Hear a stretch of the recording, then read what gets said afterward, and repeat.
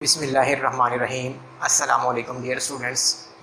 आज का हमारा लेक्चर एक्सरसाइज 2.5 के क्वेश्चन नंबर 2 के कुछ पार्ट्स रहते थे, यानी पार्ट नंबर 3 से लेके एंड तक जितने पार्ट्स रहते थे उनसे रेलिवेंट है।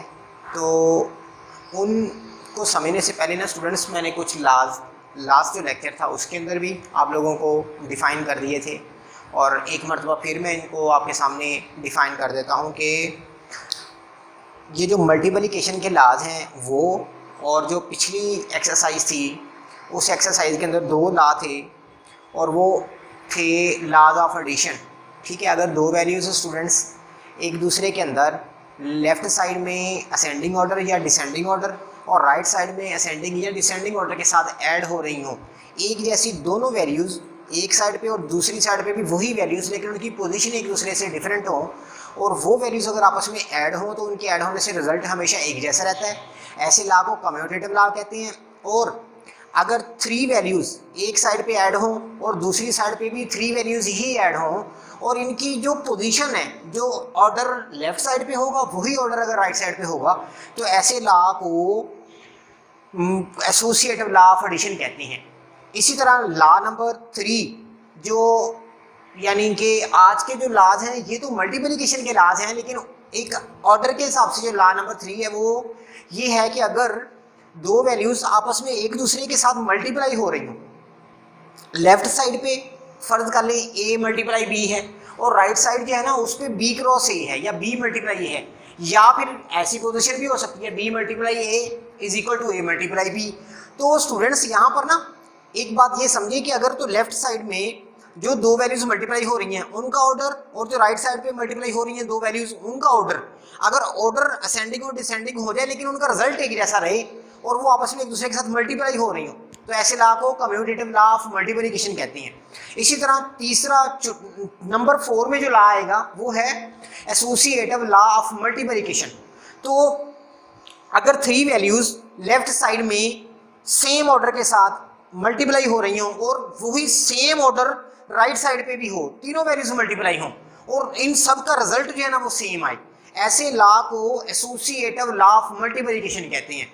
और फिर इसी तरह देखिए स्टूडेंट्स, जिस तरह ये एक इनकी कंडीशन बनी हुई है कि a multiply b multiply c, तो ये देखिए तीन वैल्यूज सेम कंडीशन, सेम इनकी जो ऑर्डर है राइट साइड में है, लेकिन इनकी ब्रैकेट से सिर्फ डिफरेंट है बस। तो ब्रैकेट्स में बेशक ये वाली साइड इधर आ जाए चाहे ये वाली इधर आ जाए, तो इससे कोई फर्क नहीं पड़ता किसी भी क्वेश्चन की जो सिचुएशन है उसके ऊपर, बल्कि जो इनका रिजल्ट है वो हमेशा एक जैसा आता है। ठीक है जी, तो ऐसे लॉ को हम कहेंगे associative law of multiplication. Number आज के जो है ना लेक्चर का जो लॉ नंबर 5 है, या वैसे जो इधर रिटन है उनमें थर्ड नंबर पे आएगा। क्या है वो कि अगर एक वैल्यू ब्रैकेट में ऐड होने वाली वैल्यू से मल्टीप्लाई हो, अगर एक वैल्यू ब्रैकेट में जो ऐड हो रही है वैल्यूज उनके साथ मल्टीप्लाई हो तो उनकी राइट साइड कुछ यूं बनेगी, यानी कि जो बाहर वाली वैल्यू है पहले फर्स्ट मेंबर से मल्टीप्लाई होगी, दरमियान में जो साइन है वो दरमियान में राइट साइड पे इधर आ जाएगा दरमियान में। ठीक है, इसी तरह फिर जो फर्स्ट बाहर वाली वैल्यू है वो सेकंड मेंबर के साथ मल्टीप्लाई होगी। तो ऐसे लॉ को क्या कहते हैं? ऐसे लॉ को कहते हैं distributive law of multiplication over addition. इसी तरह अगर जो ऑर्डर है वो सेम रहे लेकिन ब्रैकेट के अंदर जो साइन है वो चेंज हो जाए, यानी प्लस की जगह पे माइनस आ जाए, और राइट साइड में भी जो उनकी मल्टीप्लिकेशन है वो सेम रहे लेकिन जो साइन है जहां पर प्लस था वहां पे माइनस आ जाएगा, तो ऐसे लॉ को distributive law of multiplication over subtraction कहेंगे। तो ये है आज का लेक्चर समझने के लिए कुछ जो बुनियादी लॉज हैं जिनका आज इस्तेमाल होना है, तो इनको समझना बड़ा ज़रूरी है। अब आइए आज के लेक्चर का क्वेश्चन नंबर 2 का पार्ट नंबर 3 में आते हैं। सबसे पहले स्टूडेंट्स ये देख लीजिए कि हमने इस लेक्चर के अंदर करना क्या है, हमें क्वेश्चन के अंदर करने का कहा क्या जा रहा है। हमने सबसे पहले तो जो भी हमारे सामने स्टेटमेंट होगी या वैल्यू होगी या हमारे सामने जो सिचुएशन या कंडीशन होगी, हमने सबसे पहले तो उसको प्रूफ करना है। ठीक है, नंबर 1। नंबर 2, फिर हमने उसको आइडेंटिफाई करना है। आइडेंटिफाई क्या करना है कि इसके अंदर कौन सा लॉ यूज हो रहा है, ये हमने उसकी आइडेंटिफिकेशन करनी है, ये पहचान या शिनाख्त करनी है।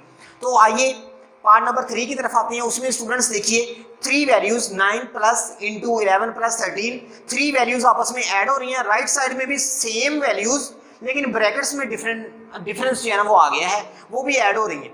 तो इसका जब हम सोल्यूशन फाइंड आउट करेंगे तो सबसे पहले आपने क्या करना है कि सेम जो वैल्यूज है वो उतारनी है। उतारने के बाद जो ब्रैकेट्स का पोर्शन है सबसे पहले सॉल्व करना है। जिस तरह मैंने 11 और 13 को सॉल्व किया तो 24 आया, 24 को 11 में ऐड करूंगा, 9 में ऐड करूंगा तो 33 आ जाएगा। इसी तरह फिर अब इसकी राइट साइड में आ जाइए। सबसे पहले ब्रैकेट्स को सॉल्व किया जाएगा, 9 और 11 को ऐड करेंगे तो 20 आएगा, 20 प्लस फिर 13 सेम नीचे आ गया, और अब इनको ऐड करेंगे तो 33। दोनों जो साइड्स हैं क्या वो इक्वल आई हैं? बिल्कुल इक्वल आई हैं। तो यहाँ पर हम फिर ये कहेंगे कि हेंस शोज दैट, बस साबित हुआ कि left hand side is equal to right hand side, के जो बाईं साइड है वो दाईं साइड के बराबर है। तो ये रिजल्ट से भी हमें पता चल रहा है। अब देखिए अब हमने इसके ला की आइडेंटिफिकेशन करनी है।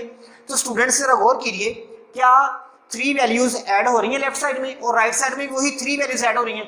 तो जब 3 वैल्यूज आपस में एक दूसरे के अंदर ऐड हो और उनका ऑर्डर भी सेम रहे तो ऐसे ला को हम कहते हैं एसोसिएटिव लॉ ऑफ एडिशन। तो ये है law associative law of addition. तो ये है क्वेश्चन नंबर 2 का पार्ट नंबर 3। इसी तरह स्टूडेंट्स क्वेश्चन नंबर 2 के पार्ट नंबर 4 में आइए। तो पार्ट नंबर 4 के अंदर हमें जो 2 वैल्यूज गिवन है 8 मल्टीप्लाई 7, और राइट साइड में भी वही सेम वैल्यूज लेकिन उनका ऑर्डर जो है ना वो डिफरेंट था। 7 मल्टीप्लाई 8 है। तो जब आपने इसको सॉल्व करना है तो सबसे पहले सेम वैल्यू उतारनी है। उतारने के बाद 8 7 आर 56, इसी तरह फिर 7 8 आर भी 56 होता है। तो दोनों जो है वैल्यूज इक्वल हो चुकी हुई हैं। तो अब क्योंकि ये वैल्यूज इक्वल है तो इसलिए यहाँ पर हम बताएंगे या कहेंगे कि हेंस शोज दैट, बस साबित हुआ कि left hand side is equal to right hand side है। तो अब जो नेक्स्ट जो काम है वो क्या है, वो हमने इसकी आइडेंटिफिकेशन करनी है कि इसमें जो यूज होने वाला ला है वो ला है कौन सा। तो स्टूडेंट्स देखिए जरा गौर कीजिए कि क्या दो वैल्यूज आपस में मल्टीप्लाई हो रही हैं लेफ्ट साइड में और राइट साइड में, लेकिन उनका ऑर्डर जो है ना वो डिफरेंट है, लेकिन इनका जो रिजल्ट है वो सेम आ रहा है। तो ऐसे लॉ को हम क्या कहते हैं, इसे ऐसे लॉ को कहते हैं कम्यूटेटिव लॉ ऑफ मल्टीप्लिकेशन, और चूंकि ये मल्टीप्लाई हो रही है इस वजह से। अब आइए क्वेश्चन नंबर 2 के पार्ट नंबर 6 की तरफ आते हैं। तो पार्ट नंबर 6 जो है ना, जो distributive law of multiplication over subtraction है, ये इससे रेलिवेंट है। हमें ये देखिए ये वैल्यू दी गई सारी, 3 multiply into 4 minus 1 is equal to 3 multiply 4 minus 3 multiply 1। तो सबसे पहले जब आपने सॉल्व करना है तो सेम वैल्यू उतारनी है। उतारने के बाद अब देखिए सबसे पहले 3 का 3 आ जाएगा, आपने ब्रैकेट्स को सॉल्व करना है, 4 माइनस 1 3 रह जाएगा, इज इक्वल टू में 3 मल्टीप्लाई 4, क्योंकि ब्रैकेट से इनको सॉल्व किया जाएगा, 3 4 12 होता है। इसी तरह माइनस आ गया, 3 1 3 होगा, तो 3 3 आर स्टूडेंट्स 9, क्योंकि ये मल्टीप्लिकेशन का अमल है। इसी तरह 12 माइनस 3, 12 में से 3 जाएगा तो 9 रह जाएंगे। तो क्या दोनों साइड्स इक्वल है? बिल्कुल इक्वल है। तो ऐसे लॉ को के लिए जब साइड्स इक्वल आ जाए तो हम उन्हें कहते हैं कि hence shows that left hand side is equal to right hand side. इसी तरह अब हमने इसके लॉ की आइडेंटिफिकेशन करनी है।